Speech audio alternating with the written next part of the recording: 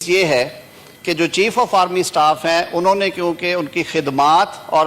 حالیہ جنگ میں ان کی جو کامیابی ہے اور جو عزت اور تکریم انہوں نے دیگر سروسز چیفز کے ساتھ مل کے اس قوم کو پیش کی ہے، اس قوم نے اس کو ریکگنائز کرتے ہوئے انہیں فیلڈ مارشل کے ٹائٹل سے نوازا۔ فیلڈ مارشل کا ٹائٹل جو ہے وہ ایک ٹائٹل ہے، رینک ہے، وہ اپوائنٹمنٹ ایز سچ نہیں ہے۔ آرمی چیف جو ہے وہ اپوائنٹمنٹ ہے، اس کا ایک ٹائم فریم ہے، وہ 5 سال کے لیے ہمارے قانون کے مطابق on the expiry of that time whatever is mentioned in the law وہ عہدہ چھوڑ دیتے ہیں unless until he has been granted extension by the competent authority۔ وہ وضاحت اس میں موجود ہے، لیکن فیلڈ مارشل ہیں یا martial of the air force ہیں یا ایڈمرل آف دا فلیٹ ہیں، یہ دنیا کے مختلف ممالک میں ہیں، بحریہ کے لیے، فضائیہ کے لیے اور بری افواج کے لیے۔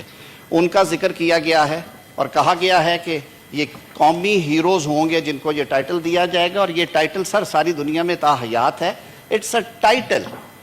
کہ آپ کو ان خدمات کے صلے میں قوم نے اس اعزاز سے نوازا کہ آپ فیلڈ مارشل کہلائیں گے۔ اس کی بابت